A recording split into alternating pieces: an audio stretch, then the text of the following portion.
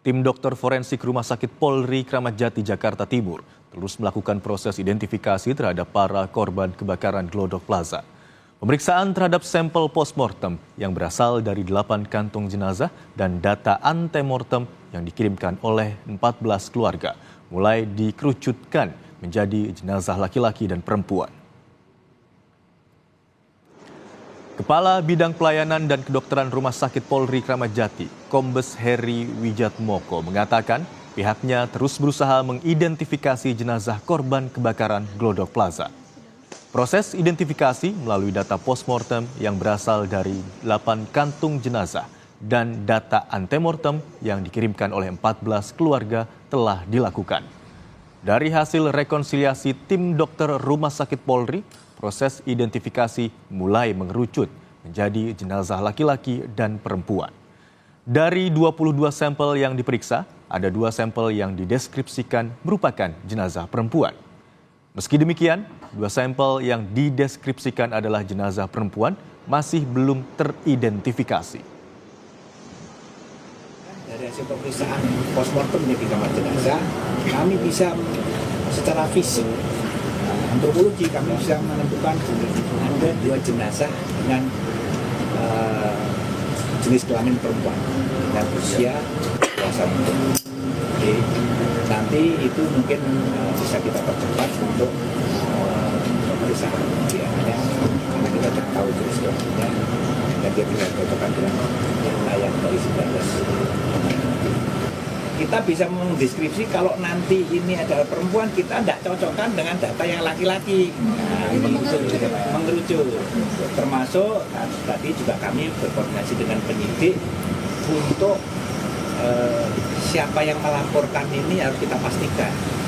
Misalnya orang tuanya melaporkan, tahunya dari mana? Ternyata dari teman korban yang selamat. Itu lebih abdol. Untuk mengetahui informasi terkini, kita langsung bergabung dengan jurnalis Kompas TV Renata Panggalo di Rumah Sakit Polri Kramat Jati, Jakarta Timur.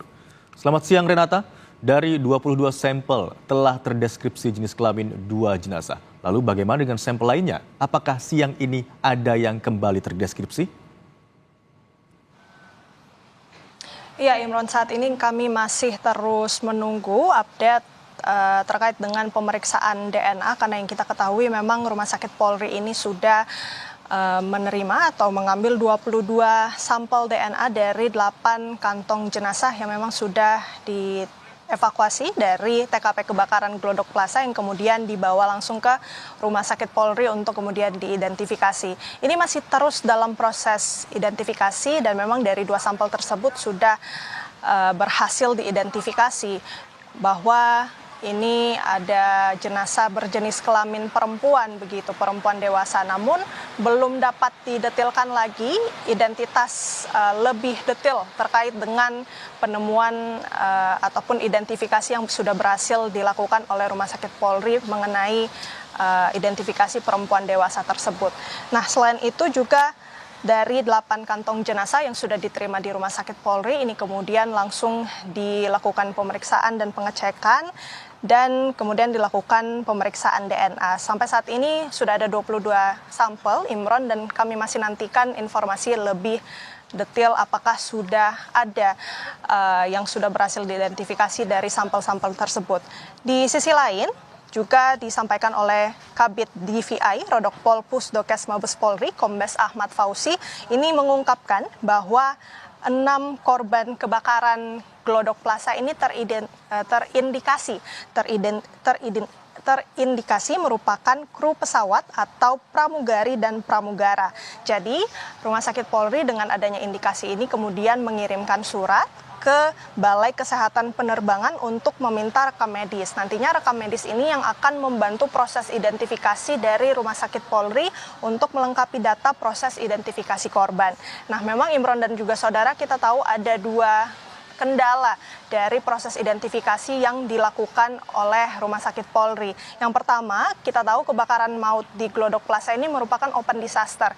Jadi masih terbuka kemungkinan bahwa laporan-laporan yang dilakukan oleh pihak keluarga ini, sampai saat ini sudah ada 14 laporan, ini bisa terus bertambah dan bahkan yang ditemukan di TKP kebakaran pun belum tentu termasuk dalam 14 laporan tersebut.